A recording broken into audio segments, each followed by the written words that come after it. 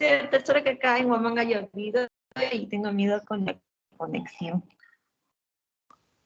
Ya. Muy buenas tardes, señores alumnos de la Facultad de Medicina Hipólito Unanue. El día de hoy vamos a dar inicio a la actividad práctica pendiente del día lunes 22, en la cual vamos a hablar sobre lo que es la distocia del canal de parto.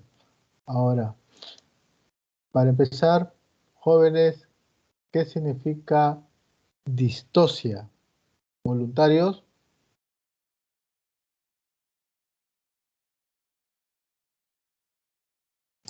Dificultoso, doctor. El parto dificultoso. A ver, vamos por partes. Primero las damas jóvenes. Xiaomi. ¿Xiaomi qué eres? Sí, bueno, Xiaomi es distocia pulcamarina. A ver, pulcarima, doctor. ya. Bueno, distocia, por su misma etimología, dis sería normal y tosia parto es un parto normal o también parto difícil o parto patológico. Ya. Y Pedro, ¿qué cosa es eutosia o eutósico?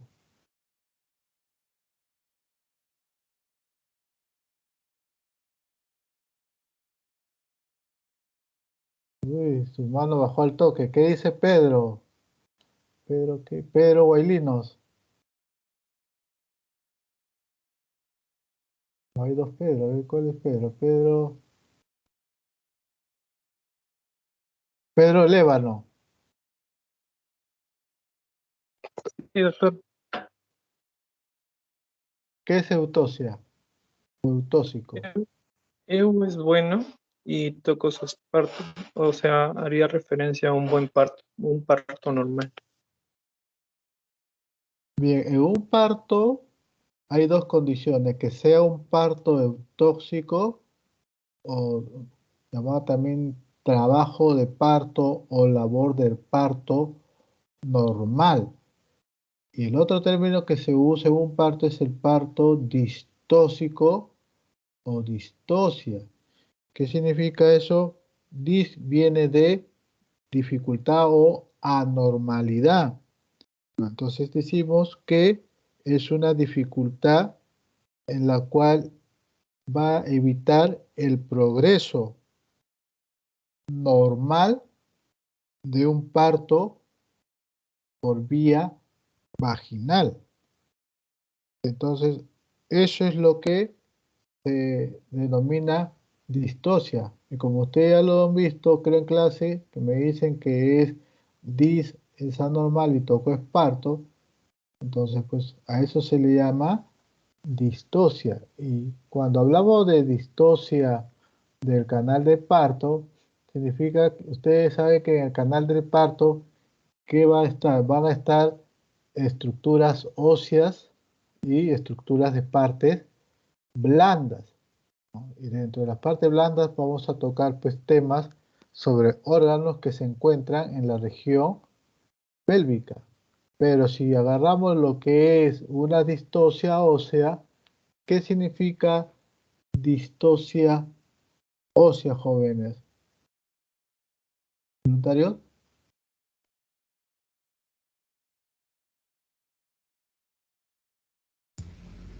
Parto dificultoso, doctor, a causa del factor que es el canal del parto, el hueso, los... Ya. ¿Otra opinión?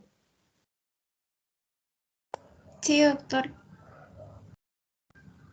A ver, la delegada. Qué buena respuesta, Xiumi. Sí, doctor. A ver, ¿qué dice Lucy Anela, la delegada? La delegada es Milagros, doctor. Lisbeth Guamán. Milagro. ¿Quién? Lisbeth Guamán, doctor. Yo soy Lucy Guamaní. Creo que se confunde por el apellido. ¿Qué Pero la cosa? distocia... Ya. Doctor, Dale. ¿Me logra Eh, escuchar, doctor? sí, un ratito Fátima, en ese orden. Lucy, después Xiaomi y después Fátima. ¿Ya? Vamos, Lucy. ¿Qué es Pues la son distocia alteraciones. ósea? mencionaban que son alteraciones que van a ocurrir en la pelvis y esto va a depender mucho del tamaño, de la forma y de la inclinación de la pelvis. Y esto, más que todo, posteriormente puede ocasionar un parto lento o también una desproporción pélvica. Ya. ¿Qué dice Xiaomi? Sí, doctora, hace un rato le iba a responder, sino que no había alzado mi mano, por eso solo le dije sí, doctor. Bueno, Ah, ya. la distosia de canal óseo tiene que ver con anomalías pélvicas que están de acuerdo a la dimensión, de acuerdo a la forma y de acuerdo a la inclinación. Ya. ¿Qué dice Fátima? A ver. Mm, bueno, doctor, es en realidad sí, lo mismo de las chicas que mencionaron. Es como la alteración del mecanismo del parto debido a las modificaciones por el tamaño, la forma de inclinación de la pelvis ósea de la madre, ¿no? Al momento del trabajo del parto. En una distosia ósea, o a veces también le llama distosia pélvica, o también le llama pelvis estrecha. ¿Han escuchado ese término, no? Ah, la paciente es pelvis estrecha. Entonces, son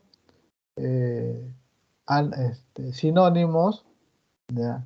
En la cual se le toma como parto distóxico óseo, ¿no? ¿Por qué óseo? Porque es una alteración en cuanto al canal óseo. ¿Cuáles son el canal óseo? Los que son, pues, los huesos en la cual está, pues, el hueso coxal, que usted ya lo debe dominar, conformado por los tres huesos, arriba el ilion, adelante el pubis y atrás el isquio.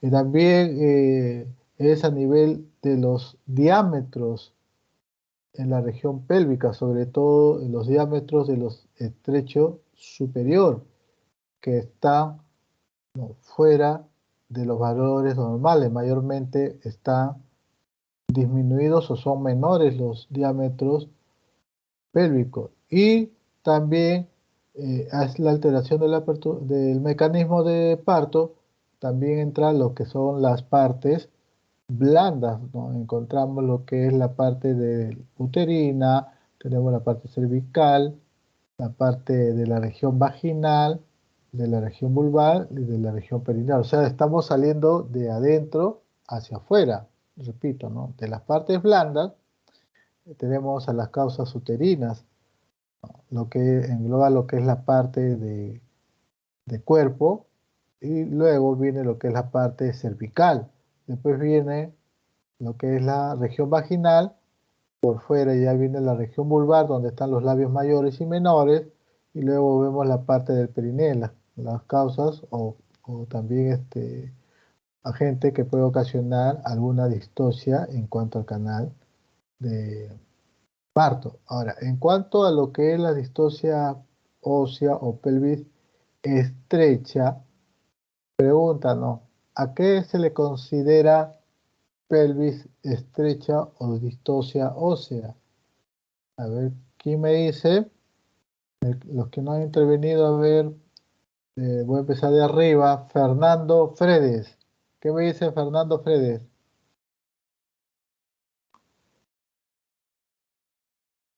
¿Qué cosa es pelvis estrecha o estrechez pélvica o distosia pélvica ósea o distosia pélvica? Son sinónimos o epónimos también se le dice. Sí, doctor, son alteraciones del canal óseo, claro. ¿Ya? ¿Pero cómo? ¿Qué es, Raúl? ¿Cuál es el punto en el cual uno puede decir pelvis estrecha o estrechez pélvica o distosia ósea? Raúl Garibay. Sí, doctor. Hablando de eso, nos recuerda una pelvis estrecha, nos puede recordar lo que es, digamos, una pelvis masculina, en donde los diámetros van a ser insuficientes para, digamos, dar un buen recaudo lo que es el parto. ¿Ya? ¿Qué dice Felipe González? ¿Cuáles son esos diámetros? Sí, doctor, para poder ver los diámetros tendríamos que hablar de los planos que se encuentran, ¿no? Entonces, en el plano superior, medio, inferior. Si estaríamos en el plano superior, recordemos que tendremos que evaluar el conjugado obstétrico, partiendo del conjugado diagonal, que es el que se evalúa clínicamente. Si estuviésemos en el plano medio, bueno, tendríamos que ahí evaluar al bituberoso, no, bituberoso, no, bisiático, el bisiático. Y si estuvimos en el plano inferior, ahí sí tenemos que evaluar el diámetro, lo que es el biisquiático, ahí, doctor, que bueno, tendrá un diámetro de 11 centímetros, ¿no?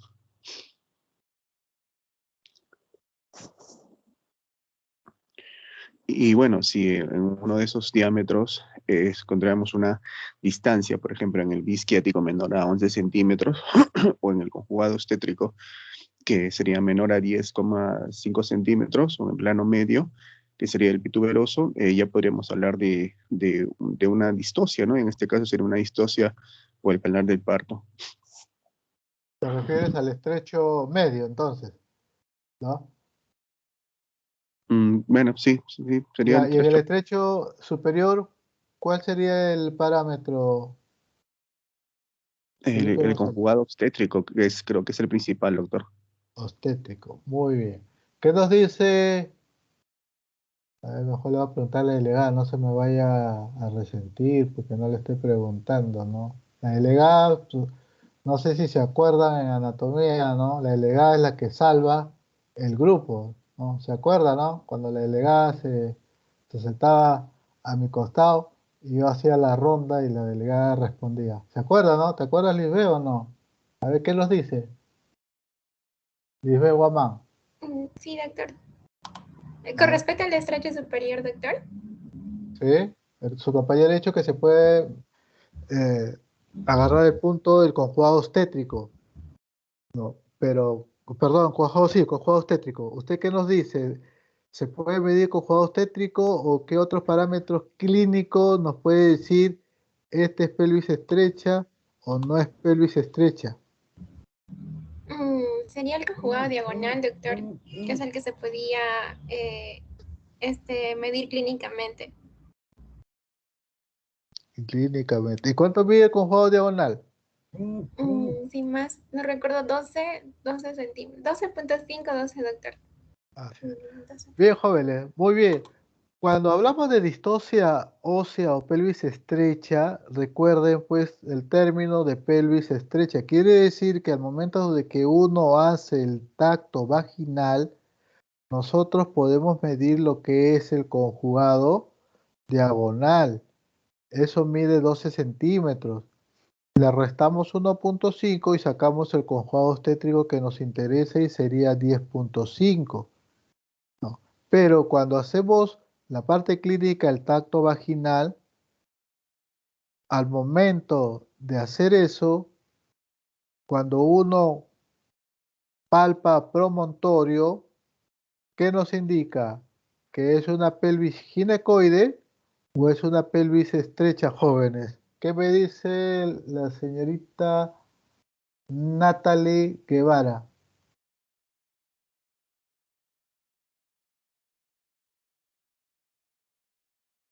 Disculpe, doctor, ¿me podría repetir lo que mencionó? Se me para Ah, yendo no has el estado ahí, internet. ¿no? Hasta acá se ha escuchado cómo tu zapato ha dado una frenada, ¿no? No, doctor, justo se me fue el internet y me botó el Teams. Me volví a conectar hace unos segundos. Te botó, uy, qué malo, ¿no? ¿Cómo te bota? Ya. A ver, Natalie, la pregunta es, cuando uno hace el tacto vaginal y palpa promontorio, ¿qué nos indica? ¿Que estamos frente a una pelvis ginecoide o a una pelvis estrecha?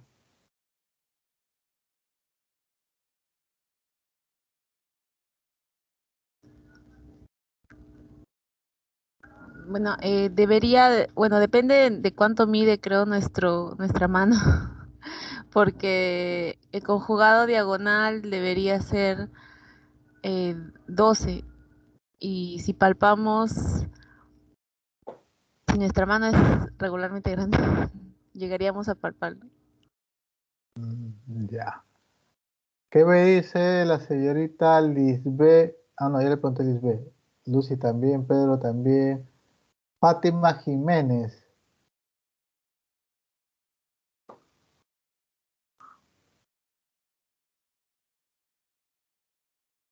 ¿Está Fátima?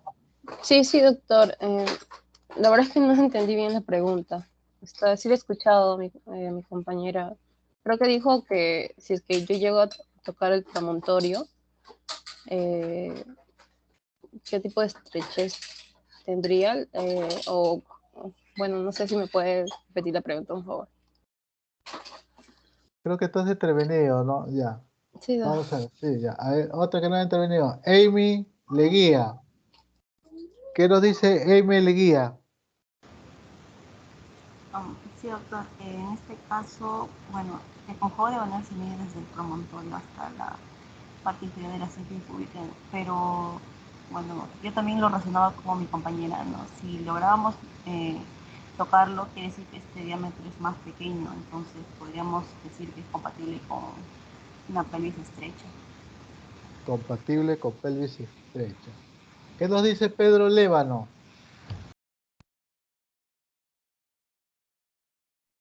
Doctor, yo ya intervine.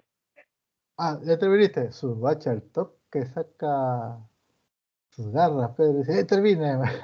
Ah, muy bien. Jóvenes, cuando uno, al momento de hacer una evaluación a una gestante que está por control prenatal, palpamos lo que es el promontorio. Normalmente no debemos palpar el promontorio. ¿Por qué? Porque el promontorio, si se palpa, estamos hablando de que su diámetro conjugado obstétrico es menor de 10.5. Entonces, no se puede palpar el promontorio. Ahora, hay que hacer un tacto, bien, porque a veces hacen tacto y en vez que se vaya en sentido horizontal o en sentido transversal, a veces viramos el dedo un poco hacia la parte superior. Y ahí que encontramos la cabeza del feto si es que estamos haciendo un tacto vaginal a una paciente a término. ¿Y qué significa paciente a término? Cuando llega a las 37 semanas hasta las 41 semanas. Entonces, si hacemos eso, podemos confundirnos, ¿no? Tocamos la cabeza del feto y decimos que estamos tocando el promontorio. Entonces, normalmente no se debe de palpar promontorio al tacto vaginal en sentido horizontal. Si lo palpamos, estamos frente a una pelvis estrecha. Ahora, ¿qué cosa es el promontorio, jóvenes? ¿Voluntarios?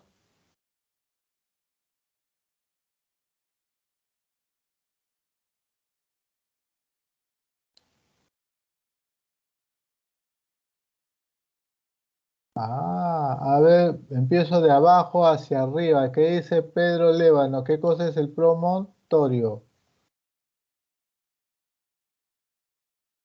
Una parte de, bueno, es la parte anterior del saco. Parte anterior de saco. ¿Qué dice Amy Leguía?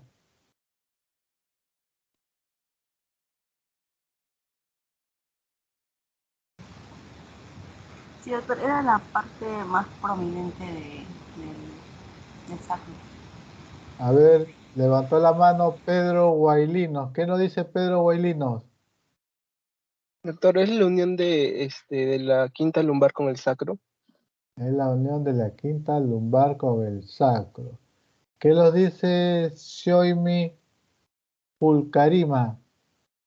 Sí, doctor, como su mismo nombre dice, es una prominencia que se forma en el estrecho superior de la pelvis y como decía Pedro, resulta de la unión de la quinta vértebra lumbar con el sacro. Ya. Fátima Jiménez.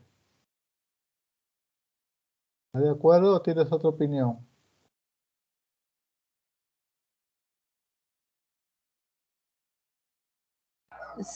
Sí, doctor, estoy de acuerdo con el concepto de mis compañeros. Ya. Mm, Muy bien, ¿qué me dice Lucy Guamaní? Sí, doctor. Sí recuerdo, doctor, que era de la quinta vértebra lumbar, pero que está unido, no me recuerdo, doctor, creo que era en la sínfisis del pubis, pero no me acuerdo. O si no me estoy confundiendo con un diámetro. Sínfisis del pubis. Ya. Aunque ¿Qué nos creo que es dice? ¿Ah? no, ¿Crees que? no, sí, Repitió. que no sé si me estoy confundiendo con el conjugado, si no me mal recuerdo de Baudoleque, algo así, que ese sí está es la distancia, ¿no? De la quinta vértebra lumbar con el borde superior de la sínfisis pubis. Pero creo que lo estoy relacionando mal, doctor. No sé si era ese o era del promontorio. ¿Y qué cosa es el conjugado de Baudulecki?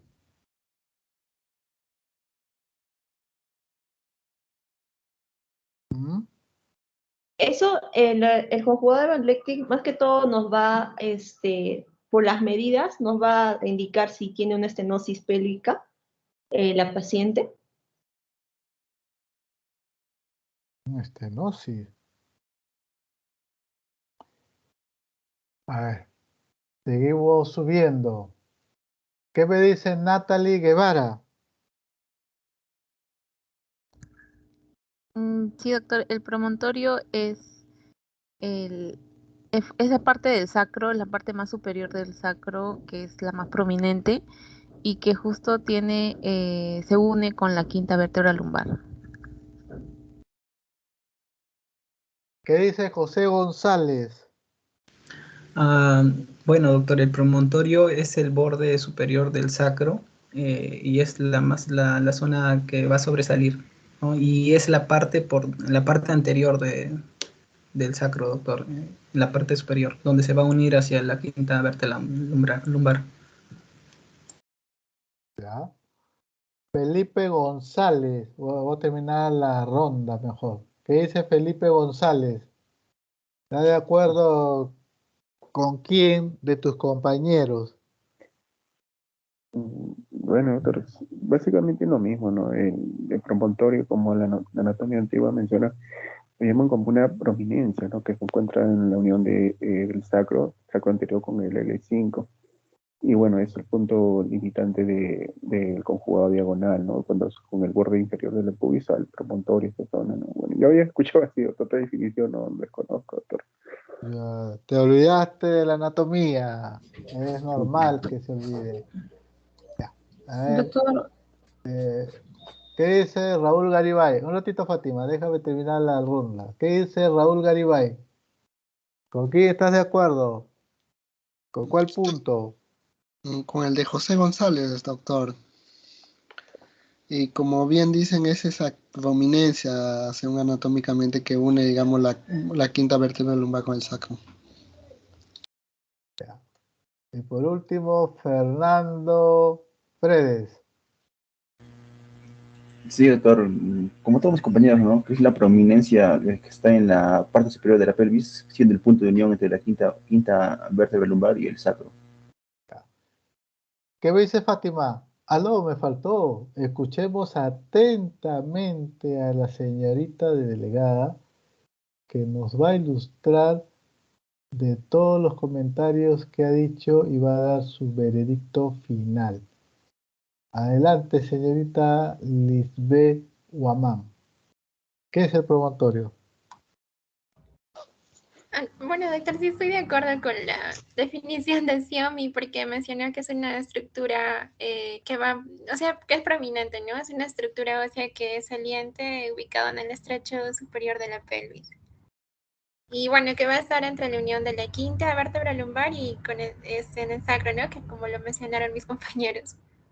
La unión, ya. A ver, Fátima, ¿una fe mm, rata que quieres hacer o algo? doctor, no sé, o sea, lo que pasa es que en algunas literaturas se menciona más como claro, es una prominencia en donde está formada por la primera vértebra sacra con la quinta vértebra lumbar. Pero más que prominencia, creo que le llaman a la formación de un ángulo entre esas dos estructuras que le llaman promontorio, ¿no? Y bueno. Ya. ¿Saben lo que es fe de ratas, no? La fe de rata es la corrección de algún comentario oral o escrito, ya, por si acaso. Entonces le decía una fe de ratas. Bien, felicito a José González y a Felipe, no, Felipe no, a Raúl. Raúl. ¿Está bien lista? Raúl. ¿Tu pido cuál es, Raúl? Raúl Garibay, doctor. Raúl, me falta letra. Raúl Alonso Garibay. Jóvenes, está bien lo que han dicho, pero el punto clave, la respuesta correcta del promontorio, como usted le ha dicho, proviene de prominencia. ¿Cuál es la prominencia? Es el borde superior del promontorio. Ese es el promontorio, no es la articulación de L5 con S1, porque si usted dice articulación de L5 a S1, recuerde que en cada vértebra o en cada cuerpo vertebral, ¿qué cosa está? Están los discos intervertebrales. Entonces, eso no es el promontorio. El promontorio es el borde superior de lo que es la primera vértebra sacra. Y eso no se debe de palpar. Si no palpamos, quiere decir que el diámetro conjugado obstétrico es 10.5, midiendo al conjugado diagonal 12. Pero si llegamos a palpar el promontorio, si lo hacemos correctamente el tacto vaginal, en forma horizontal, si tocamos, quiere decir que el conjugado obstétrico es menor de 10.5 y el diagonal menor de 12. Entonces, ahí hablamos de lo que es pelvis estrecha. Ahora, habrán escuchado en la cual hablan de pelvis límite. ¿Qué dice usted? ¿Está bien usado ese término de pelvis límite o no? ¿Qué me dice usted, jóvenes voluntarios?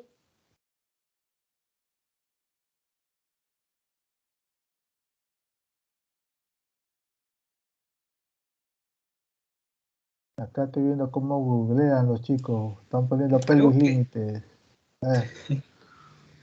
Creo que, doctor, bueno, la verdad yo no había visto, bueno, no había escuchado pelvis límite, sinceramente. Había escuchado pelvis estrecha, estrechez pélvica o pelvis ginecoide o que la pelvis está buena en todo caso, pero pelvis límite no la había escuchado, doctor.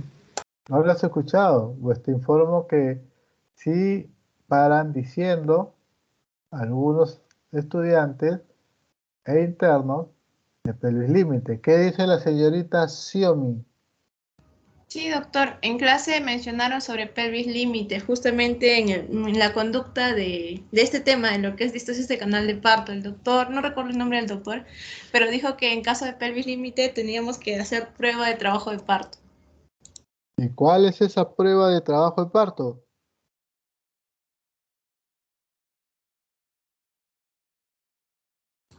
Bueno, yo entendí que inducir al parto a la paciente en un tiempo total de 2 horas, darle la oportunidad si es que ella tiene contracciones útiles y valorar, ¿no? Si avanza el parto, el grado de descenso.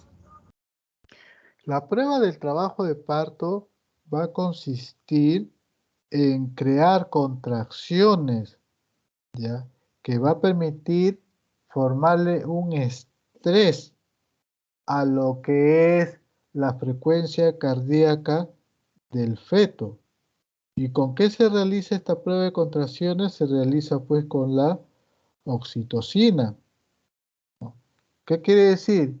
Que dependiendo de cómo pase el feto, pueda resistir las contracciones, ahí podemos ver si realmente pasa o no el canal del parto. Ahora, pelvis límite en ninguna literatura se debe de mencionar.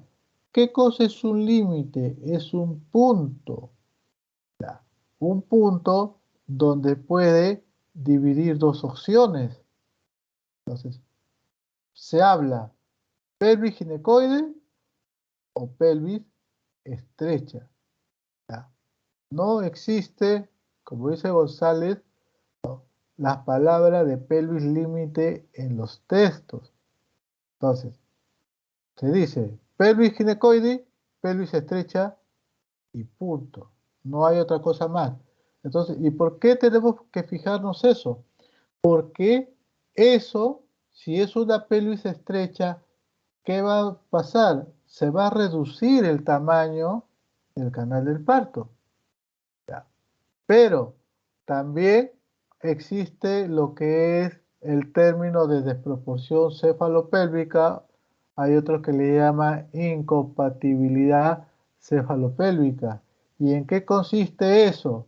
Como su nombre indica, inco o desproporción, céfalo, que se refiere a la cabeza fetal, y pelvis se refiere a la estructura ósea. ¿Qué nos da a entender? Que puede que la cabeza del feto sea mayor su diámetro biparietal. Normalmente el diámetro biparietal mide 9.5 centímetros. Entonces, si tenemos un diámetro biparietal mayor de 9.5, puede llegar a 10, a pesar de que exista una buena pelvis, sería una pelvis reducida para esa cabeza. Por eso que se le llama incompatibilidad cefalopélvica o desproporción cefalopélvica, que consiste en el aumento del perímetro biparietal con la disminución del tamaño de la pelvis en cuanto a su estrecho superior, porque primero tiene que pasar el estrecho superior para que pase el estrecho medio. Entonces, eso es lo que se define como una incompatibilidad cefalopélvica por la acción del tamaño de la pelvis. ¿Ya? Entonces, ¿y para qué nos sirve eso? Para ver su grado de encajamiento.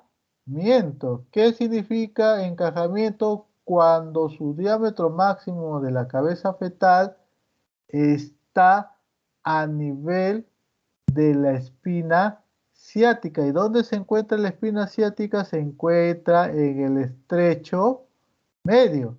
¿Y cuánto mide el diámetro biciático, jóvenes? ¿Voluntarios?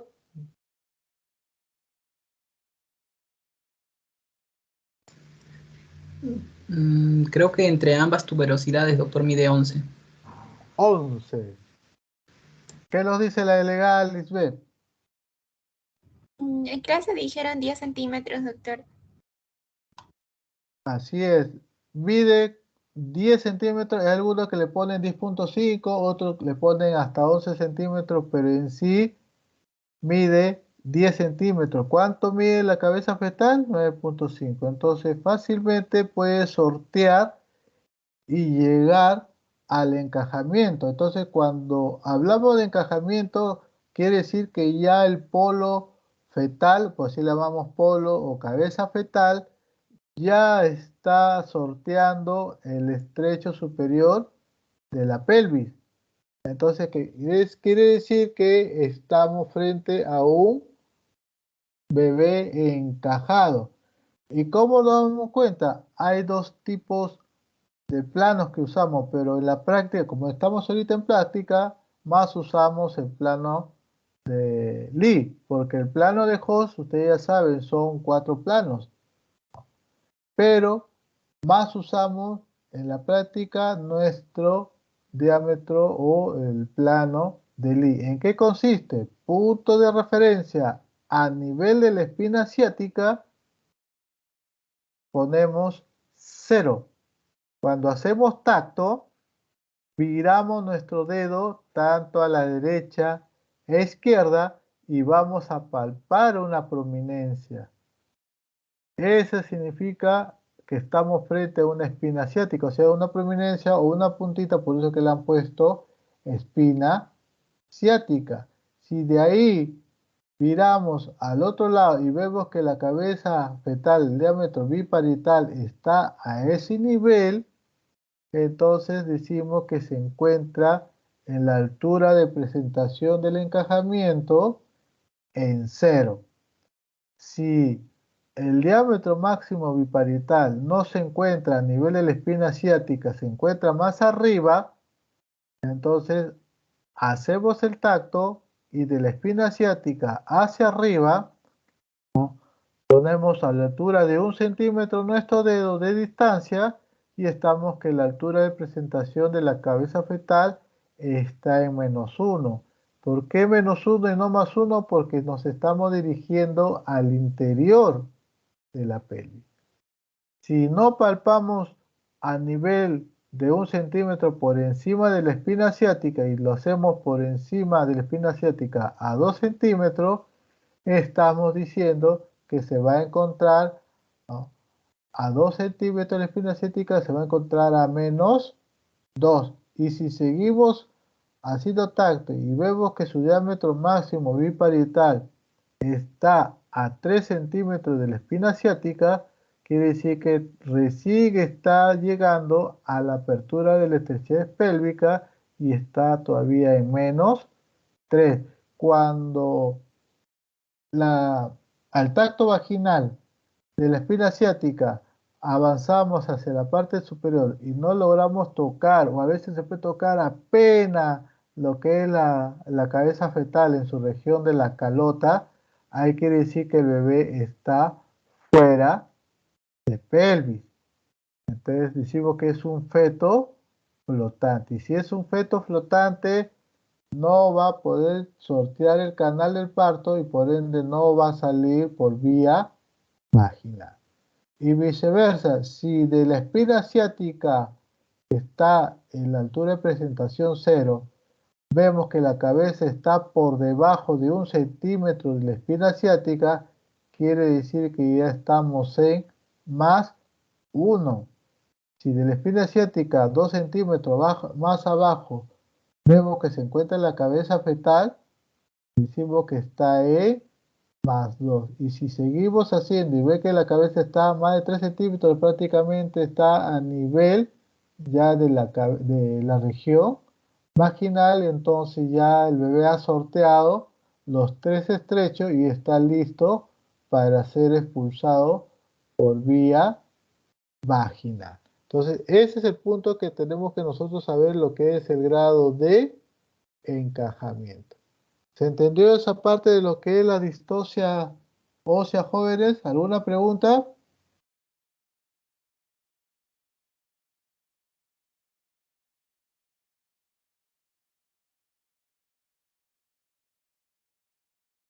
Uy, caray, me quedé solo. Bueno, ahora pasamos a lo que es la distocia del canal blando. Y en la distocia del canal blando, algunos autores lo dividen en lo que es de origen congénito y el otro es de origen adquirido. Y si hablamos de canal de blando, recuerde que eso también está expresado anatómicamente. Entonces, pregunta para usted, ¿cuál sería el origen congénito anatómico de la distocia del canal blando? ¿Quién me dice?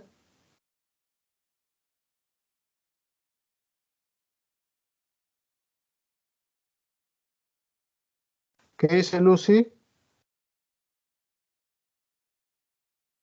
Sí, doctor. El origen, ¿verdad, doctor? Por ejemplo, de las congénitas, si hablamos de las partes de la cervical, ser una paciente que ya tenía o en las vaginales, que por ejemplo las tabiques vaginales, que esto usualmente a veces llega a una cesárea. Ya. Entonces, uno de los orígenes congénitos viene a ser lo que es los tabiques vaginales. ¿Qué cosa es un tabique vaginal? Es una estructura que va a dividir pues la vagina en dos, no tanto derecha como izquierda. Entonces, cuando hay para hacer un parto, lógico que va a producir dificultad para que salga por ahí. Entonces, a veces no sale porque ese tabique que está impidiendo y el paciente o la paciente puede, ¿no?, pasar a cirugía. ¿Qué otro más de origen anatómico tenemos los jóvenes? Están los que tienen pues doble vagina, igualito también.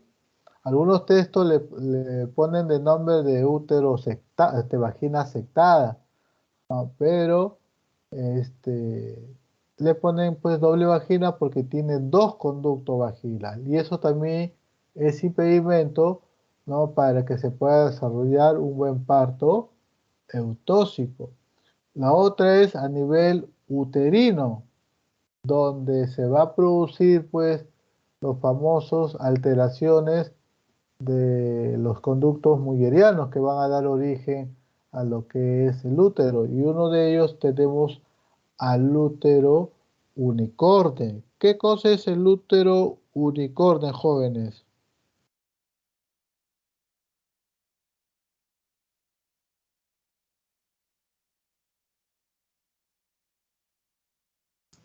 Útero con un solo cuerno. ¿Cómo? Aquel útero, doctor, que estaría formado por un solo cuerno. ¿Ya? No. ¿Qué más? Yo recuerdo que en la embriología es la unión para que se forme tanto la trompa, el útero y el el tercio superior de la vagina, se tiene que fusionar los dos conductos mullerianos, ¿no? Entonces, en este caso, si solamente uno se desarrolla, eso nos daría ese proceso, ¿no? Uno solo, exactamente, se desarrolla lo que es un solo conducto, y eso también implicaría a lo que es una alteración, una distosia de canal blando. Y si tienen un útero unicorne, va a haber también un útero bicorne. ¿Y qué cosa es un útero bicorne? ¿Voluntarios?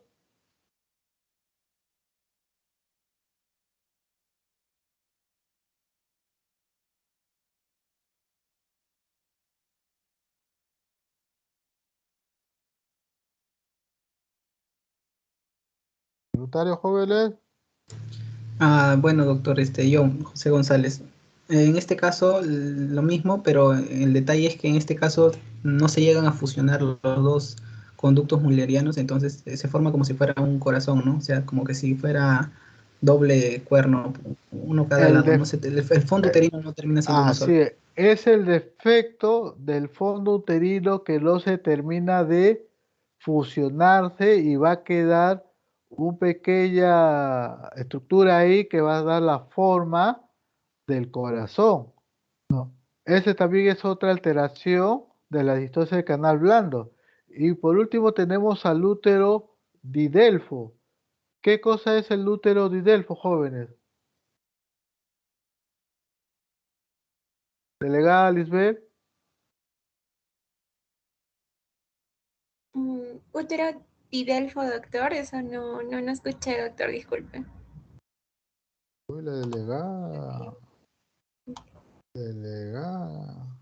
El útero didelfo es que, ¿en qué se basa? Cuando el útero, ¿no?, hay un tabique central que va a dividir al útero en dos.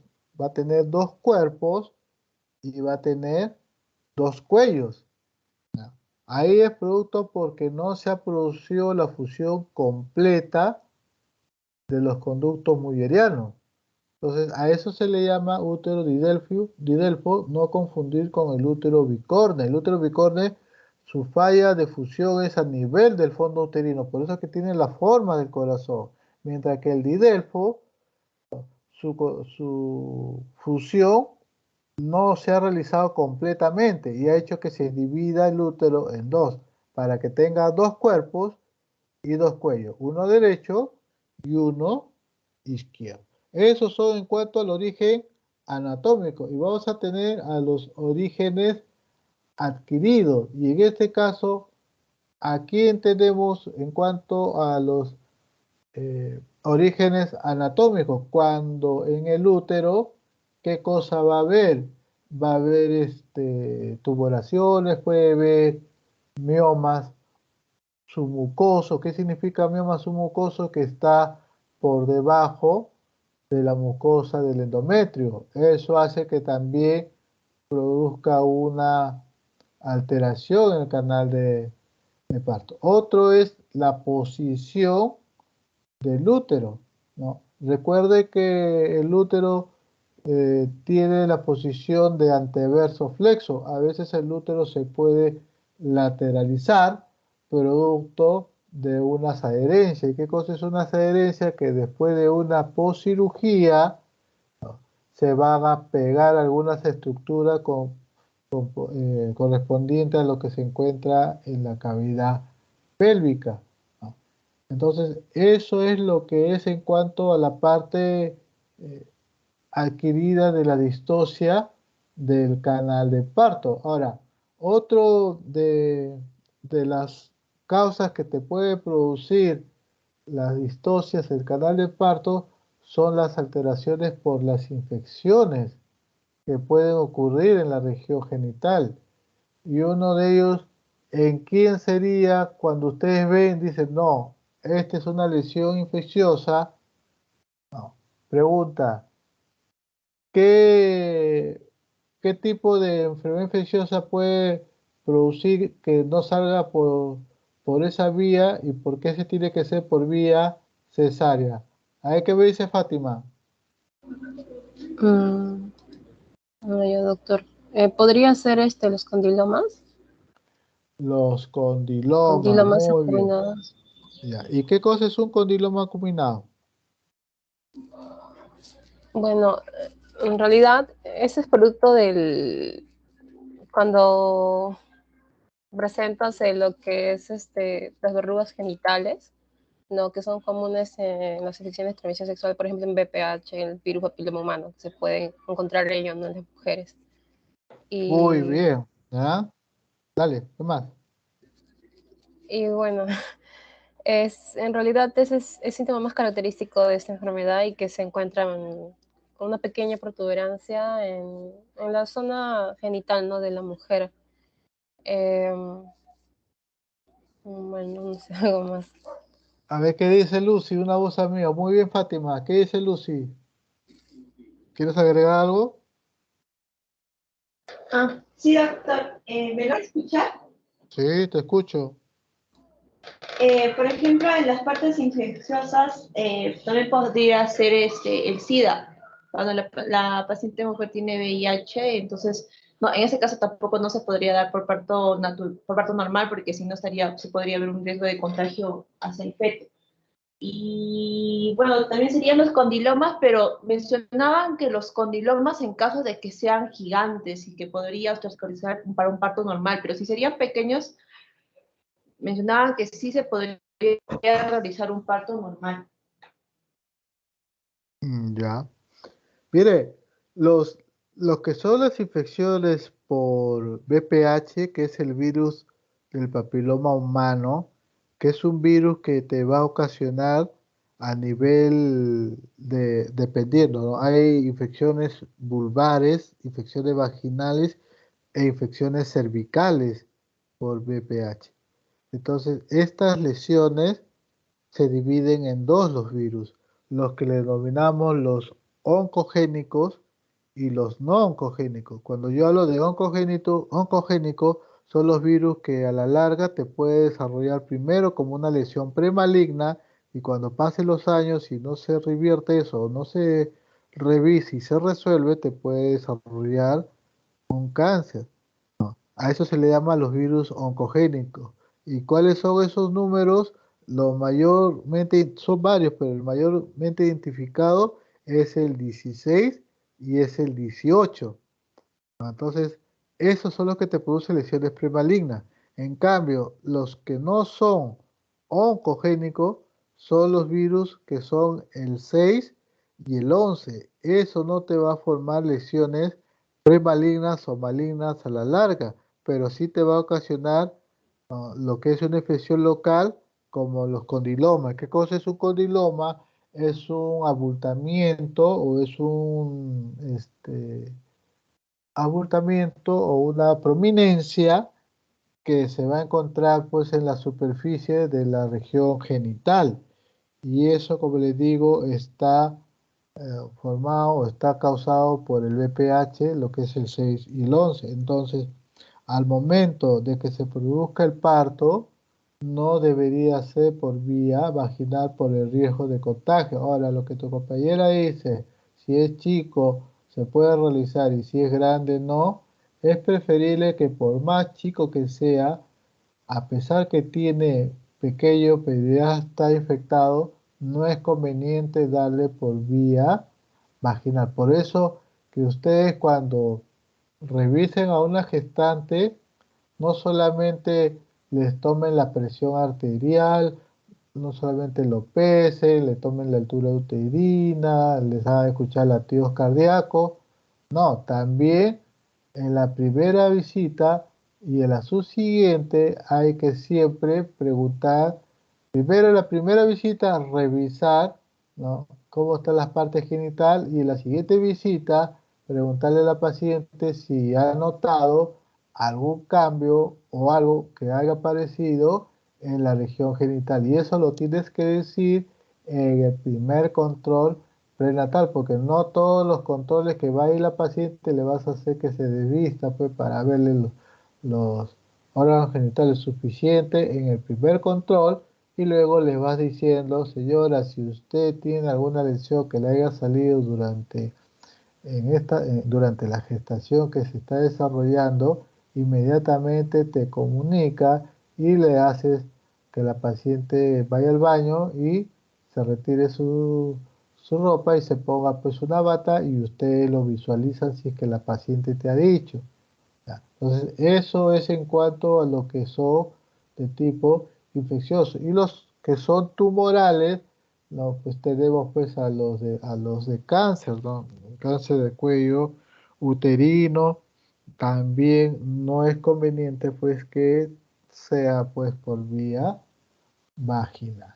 Eso es en cuanto a lo que es las distocias del canal blando. Ahora, en la parte de, de lo que es de la región de la vulva, recuerden que ahí también hay una patología muy frecuente en las mujeres, ¿no?, que vendría a ser lo que es la glándula de Bartolino, o sea, un quiste del Bartolino. ¿Y sabe usted qué cosa es el quiste de Bartolino? O quiste vulvar que se le debe llamar, ¿no? ¿Quién me dice?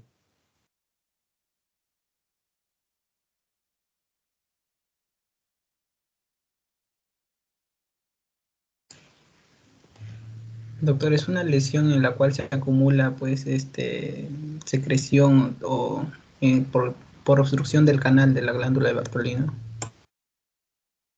Ya. ¿Qué más? Y que si esto no se trata, pues termina infectándose y termina obsedándose. La glándula de Bartolino se va a encontrar pues a nivel de los labios menores y es la encargada, ¿no?, de secretar líquido para lubricar el conducto vaginal. Pero a veces en el conducto se puede obstruir por cualquier tipo de circunstancias, incluso puede ser por un factor infeccioso, y al obstruir, ¿qué va a producir? Va a producir pues el aumento de esta glándula, ¿no?, por eso que le llaman quiste de Bartolino. ¿Qué cosa es quiste? Es una bolsa, ¿no?, que en su interior contiene agua, y cuando ustedes vean la revisión van a encontrar una imagen redonda, nodular, en el introito vaginal. Entonces uno revisa y ve pues los labios más menores y vemos que ahí está la glándula recontra obstruida y por eso que está grande y solamente con tocarlo la paciente siente un dolor enorme porque esa zona, recuerde que es una zona inervada. Entonces también tenemos ahí lo que es en cuanto a la distosia del canal blando. Ahora, el otro que me olvidaba de la parte infecciosa también no me acordaba es los herpes genitales, ¿no?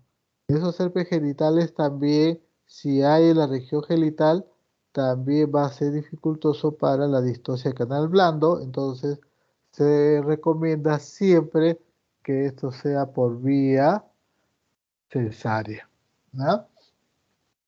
¿Alguna pregunta, jóvenes, con respecto ahí?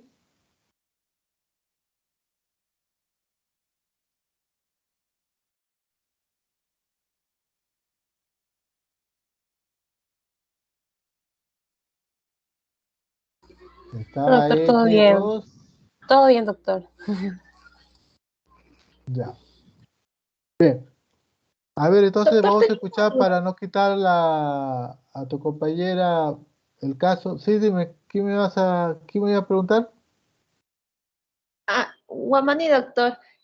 Por ejemplo, también mencionaban cuando hay un prolapso, se podría dar una distosia por partes blandas. Y eso más o menos, ¿cómo se podría hacer? ¿Cómo se estaría realizando, doctor? Dependiendo del tipo de distosia. Si vamos a tener una distosia uterina, ¿qué significa distosia? Distopia. ¿Qué es distopia? Es la salida anormal de un órgano en lugar de origen. Entonces, ¿qué pasaría si hay una distosia uterina? Hablando de eso, le voy a contar un caso para que a ver si con eso me puedan entender. Una paciente de 38 años había tenido dos pérdidas, ya se le hizo el legrado todo, ya. Entonces se embarazó felizmente, ya, y al momento de que ya estaba en gestación, a las 32, 33 semanas, la paciente comenzó a tener contracciones. Estábamos frente a una gestación probablemente pretérmino. No, pero como yo estaba en la clínica, lastimosamente la paciente se asustó porque en la clínica no contamos con un sino natal y se tuvo que ir a la maternidad de Lima, que la maternidad de Lima al menos sí tiene y es menos costoso, porque una UCI neonatal en la parte privada te cuesta bastante. Por día te está cobrando 1.000 a 2.000 soles por día. Entonces la paciente se fue allá y le evaluaron todo y la paciente vino después de 2 meses, no, vino, lo evalué todo y ¿qué había pasado? Había prolapsado el útero. Fue increíble porque la paciente fue su primera gestación, ya, pero al momento que habrá hecho parto vaginal, habrá pujado de la manera, pues no lo sé, pues no, cómo habrá hecho todo para evitar probablemente un parto cesárea y todo el útero ha sobresalido por la cavidad vaginal. Y lo que me hace tu compañera me hizo la pregunta, por eso es que me recordé. Me dijo, doctor, ¿ahora qué hago? Mi útero está abajo, de repente sale, salgo embarazada, después de repente puedo abortar. Entonces yo le digo, señora, el útero cuando va creciendo, ¿ya? El útero, ¿a dónde crece? ¿Crece hacia afuera o hacia adentro? Va a crecer hacia adentro. Entonces el útero solito va a ir, ¿no?, subiendo, regresando aparentemente a su lado normal, aparentemente. ¿Por qué? Por la acción del feto que está creciendo. Entonces, puede salir gestando, pero los primeros meses sí tiene que guardar reposo absoluto, porque si hace actividad, recuerde que el útero pues está prolaxado. Cualquier hace actividad, el útero no tiene mucha sostenibilidad y comienza a moverse y el producto que puede estar ahí se puede perder y puede tener nuevamente puede terminar en aborto. Entonces, esa paciente tiene que descansar, tiene que guardar reposo absoluto por lo menos 3 meses hasta que se forme el primer trimestre de lo que es la organogénesis, ¿ya? Y el útero va a seguir creciendo, pero al término de su parto no va a ser parto vaginal, tiene que hacer parto cesárea, porque imagínense si con un parto vaginal el útero se ha prolapsado, imagínense al momento que haga el segundo parto vaginal, el feto va a salir con el útero en el hombro, ¿no? Va a salir. Entonces va a ser un riesgo para la paciente. Bueno, hipotéticamente hablando, no va a salir así el feto. Sale el feto con su útero junto y eso no debería ser. No, ¿me entendiste la respuesta, Lucy, Guamaní? Sí, sí, doctor. Gracias. ¿Ya? Entonces, en un prolapso también va a ser dificultoso. También hay otro tipo de prolapso, por ejemplo, el prolapso de la uretra. Recuerde que la vejiga y la uretra forman un ángulo en la cual, pues, si ese ángulo se pierde, la paciente va a tener, pues, escape de orinas al reírse, al estornudar, entonces va a tener el escape de orina. Entonces también puede ser una dificultad para el parto vaginal, ¿no? Entonces, eso también tenemos que ver en cuanto a los prolaxos, ¿ya? ¿Alguna otra pregunta, jóvenes?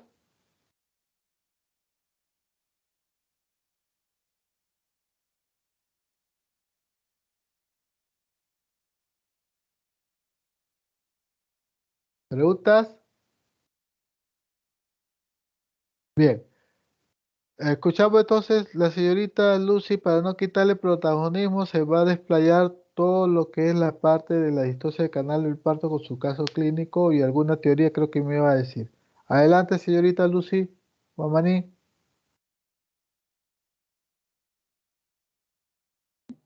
Sí, sí, doctor. Adelante, se ve, vamos.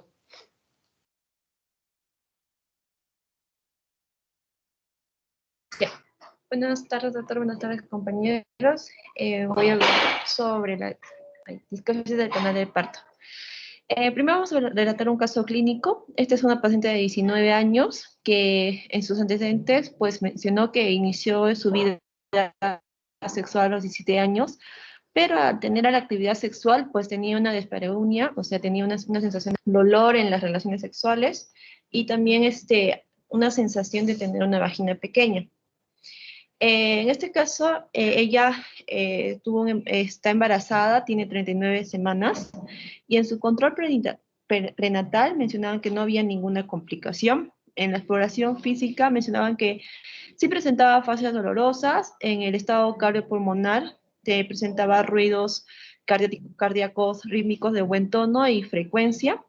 En el abdomen, tiene un abdomen globoso, ya esa experiencia del útero gestante. El feto estaba vivo y su frecuencia cardíaca tenía 145 latidos por.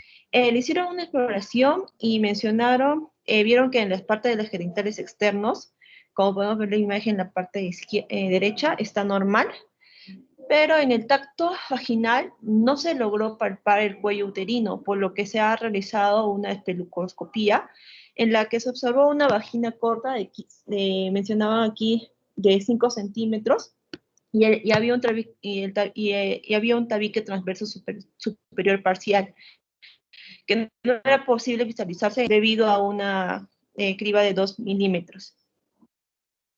Siguiente. En este caso, los médicos decidieron interrumpir el embarazo por tener la distosia de partes blandas, que es parte de lo que vamos a ver posteriormente, y mencionaron que se realizó un ultrasonido pélvico y otro endovaginal en el tercer día del puerperio, o sea, ya después de que se haya interrumpido el embarazo. Y en el primero se identificó, como podemos ver aquí en la imagen, la figura 5 en la izquierda, se identificó el tabique transverso en el tercio superior de la vagina, y en el segundo, el tabique vaginal superior transverso tenía una criba de 2 milímetros de diámetro. La paciente aquí salió del servicio de obstetricia con una adecuada recuperación. En este caso, mencionaron que se decidió realizar el tratamiento quirúrgico para la resección del tabique al término del puerperio. Siguiente. Entonces, como mencionamos, ya y también el doctor ya mencionó, las distosis óseas prácticamente van a ser alteraciones que van a ocurrir en la pelvis y esto va a suceder ya sea por el tamaño, por la forma o por la inclinación de la pelvis. ¿Qué puede ocasionar esto? Un parto lento o también una desproporción pélvico-cefálico. Siguiente. Según el tipo de las formas, vamos a ver la parte ginecoide, la parte androide, el antropoide y el platipeloide. El ginecoide es apto más que todo para el parto normal. Acá vamos a presenciar un sacro cóncavo y está orientado hacia atrás. El diámetro transverso va a ser mayor, aquí el diámetro biesquiático va a ser amplio, el diámetro anteroposterior va a ser menor. Y va a haber una escotadura de saco ciática mayor, amplia y redondeada, como podemos ver en la imagen. En cambio, en la androide, que también es, más que todo lo mencionan como un tipo masculino, porque acá el sacro es corto y a diferencia de la ginecoide, este está hacia adelante. También a diferencia del ginecoide, el ángulo púbico es menor a 90, el diámetro biesquiátrico aquí es reducido, también el biesquiático es reducido y el diámetro bisiático también es reducido y las paredes laterales son convergentes. El diámetro anteroposterior es mayor, en cambio el diámetro transverso es menor. En el antropoide vamos a ver que el diámetro transverso va a ser menor. Como podemos ver ahí en la imagen, el diámetro anteroposterior va a ser mayor. Aquí tiene un sacro largo y estrecho y el ángulo púbico en este caso sí es muy estrecho y la espina ciática no es prominente. En la platipeloide tiene un diámetro transverso mayor, tiene un diámetro anteroposterior menor, el sacro es plano, es recto, y tiene una escotadura del sacro ciático mayor, es estrecho. El diámetro bisiático también acá es amplio, y las paredes laterales verticales, y las paredes laterales son verticales. Acá también tiene un ángulo púbico mayor a 90 grados. Siguiente. Acá podemos ver en la imagen, y no sé si Emil, si lo podrías agrandar, por favor. ¿Lo podrías acercar? En este caso, vamos a ver pues que la ginecoide que hemos mencionado es la más frecuente, y acá se va a diferenciar por el estrecho superior, por el plano medio y por el estrecho inferior. En el estrecho superior en el ginecoide, pues en la parte morfológica, como he visto en la imagen, es redondeada. En el androide es triangular, en el antropoide vamos a ver ovalada, antero-posterior, y en el platipeloide transversal. Lo que tenemos que tener también acá en cuenta que en el estrecho inferior, pues el diámetro antero-posterior es de 9.5 centímetros. A ver si lo puede bajar. Es de centro sur, a diferencia, en cambio, de los demás, ya que el androide va a ser menor a 9.5 centímetros, en cambio la antropoide mayor a 9.5 centímetros. ¿Qué más podemos decir aquí? Y bueno, también la arcada subpubiana, como podemos ver aquí en la ginecoide, pues va a ser de 90 grados, en cambio el androide va a ser menor a 70 grados, el antropoide va a ser de 70 a 90 grados, y el platipeloide va a ser de mayor a 90 grados, porque es muy ancho, ¿no? El siguiente. En la parte de la etiología, las causas que se puede describir de la distosia ósea se puede realizar en un raquitismo, una osteomalacia, tuberculosis, poliomielitis, una luxación de cadera.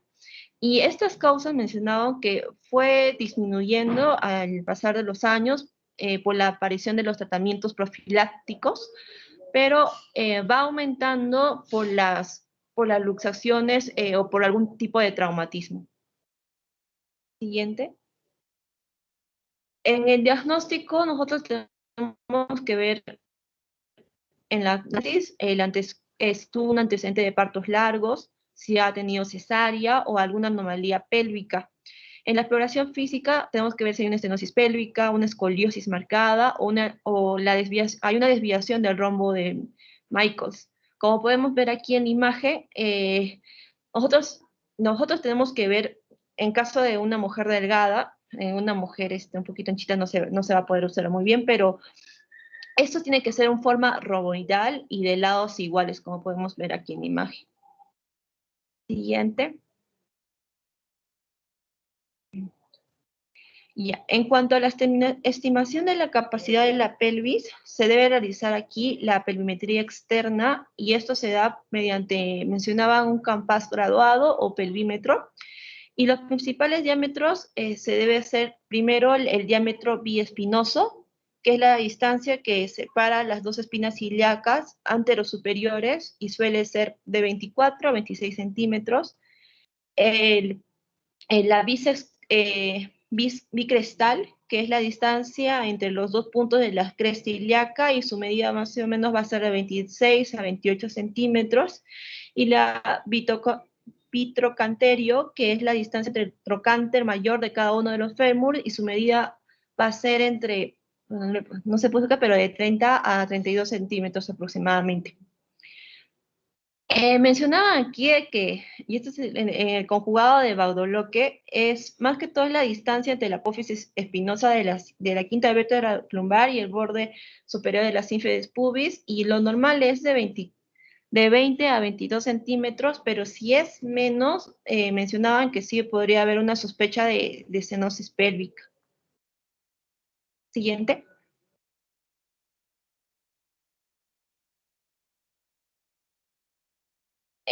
También ahora para valorar más que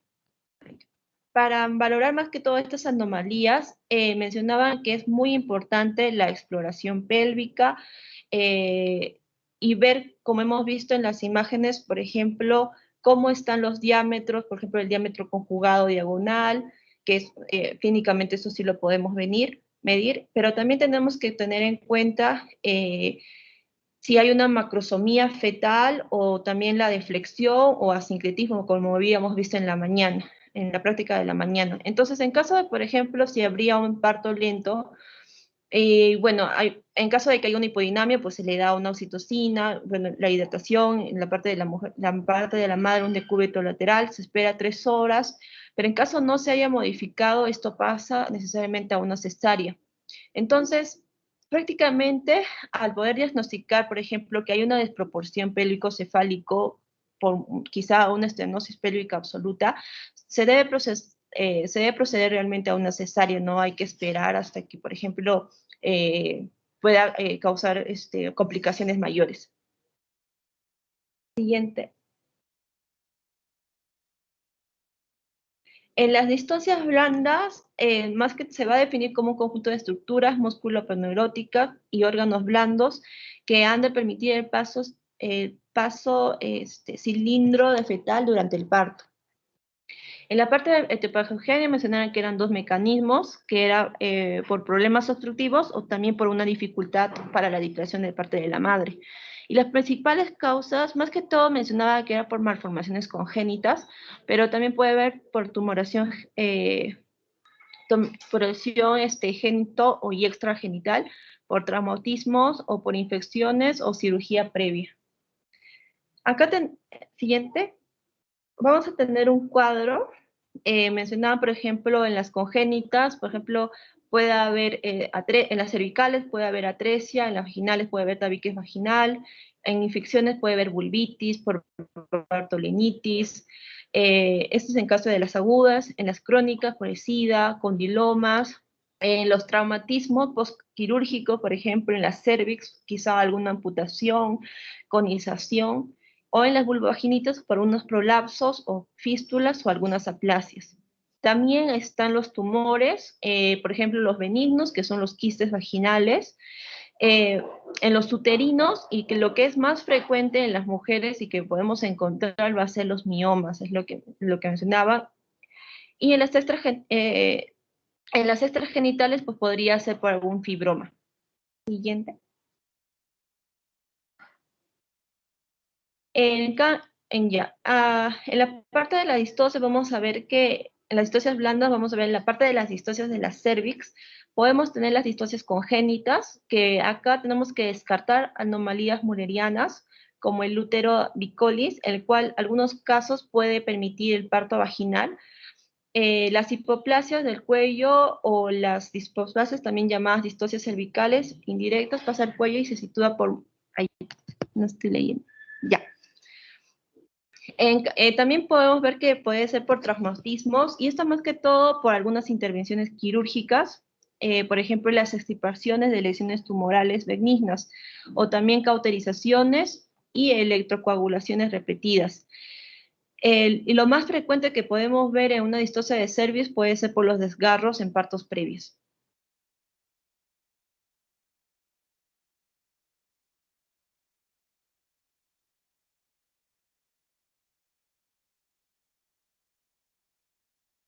Siguiente. No sé si ya pasó. El edema cervical va a ocurrir más frecuente en el labio anterior, y esto se va a deber más por una comprensión intempestiva y continua de polos cefálicos sobre el cuello, y a menudo es reductible cuando cesa la contracción, situándolo por detrás de la presentación, como podemos ver aquí en la imagen. Siguiente. En las distocias de la vagina, esto es más frecuente a diferencia de las distocias de la cervix, y en la malformación congénita se puede ver por la atresia vaginal o por los tabiques, por la atresia vaginal o por los tabiques vaginales. En la atresia vaginal, más que se va a contraindicar el parto vaginal aún cuando hay alguna corrección quirúrgica. Entonces, no es por parto, no se puede realizar por un parto normal, y en los tabiques vaginales se debe evaluar su grado de elasticidad de la cabeza fetal, pero usualmente también pasa a una cesárea. Siguiente. Por las partes de las infecciones tenemos el VIH, las infecciones supurativas, la cirugía previa por las fístulas vaginales o por los prolapsos. Mencionaban aquí que todo tipo de infecciones se debe realizar una cesárea, y esto va a ser más que todo para evitar la transmisión materno-fetal en el momento del parto. Por eso se requiere una cesárea selectiva. Siguiente. Y la distosia de la vulva, acá vamos a encontrar malformaciones congénita, quizá también el himen persistente, o por la infección por una bartonilitis supurada o algunos condilomas. Y esto, bueno, en este caso sí se debería de el condiloma por una obstrucción, ¿no?, que puede producir. Y también por un edema, y bueno, el otro es el edema vulvar. En las disestasias pulmonares, como hemos mencionado anteriormente, más que todo sea por tumores genitales, y más que todo, acá lo que es más frecuente en realidad es los miomas, que podrían causar que no sea un parto normal. Y eso sería todo, doctor.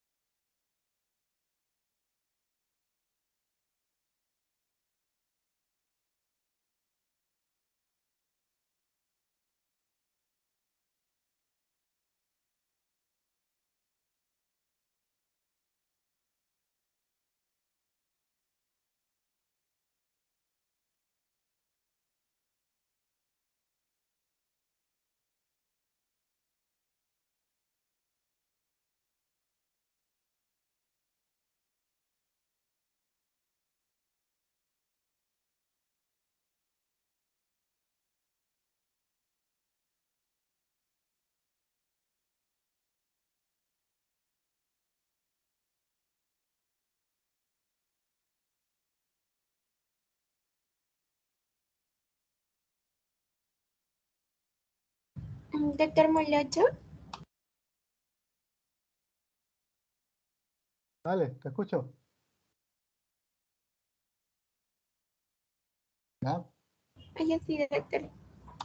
Bien, ¿alguna pregunta?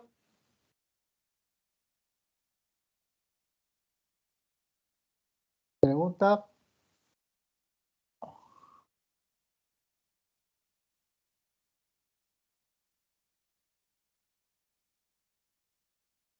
¿Están ahí? Sí, doctor, todavía estamos No, aquí. Ya. Bien, jóvenes. Entonces, eso es en cuanto a lo que es la distosia del canal del parto. Ya su compañera ha hecho lo que es en cuanto al caso clínico y el tema de los tipos de pelvis que se puede encontrar en una gestante mayormente. Hay dos tipos que se ve fundamentalmente, lo que es la ginecoide y de tipo androide, o digamos también lo que es la pelvis este, estrecha, ¿no?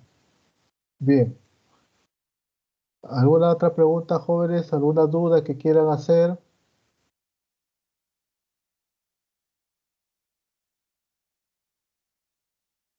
Doctor, una pregunta. En el caso, digamos, de que tanto el canal óseo o las partes blandas todos estén correctos, pero que el neonato sea pues, así macrosómico, así gigante, y sea necesaria una cesárea, ¿qué tipo de distosia sería? Entonces, dependiendo pues del grado, pues dependiendo de lo que vas a encontrar. Mayormente cuando se programa una cesárea es cuando ya se ha hecho las evaluaciones correspondientes. Entonces, uno ya decide de qué manera va a ser el parto, ¿ya?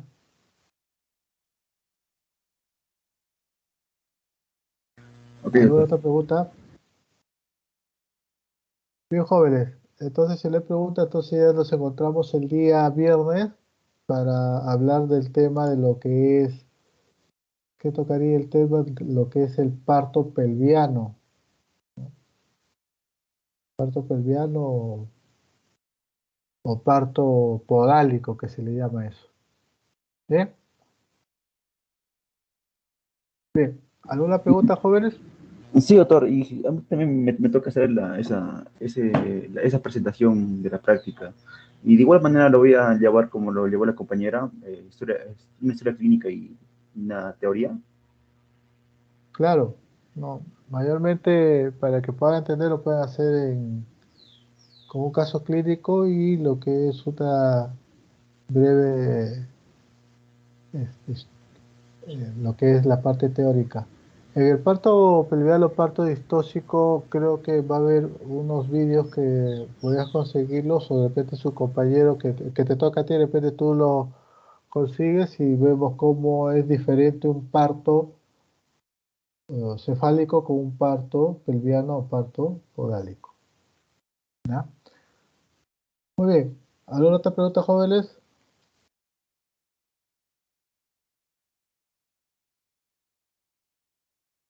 Aló, doctor, disculpe, me llamó por casualidad, porque se me preguntó qué instituto.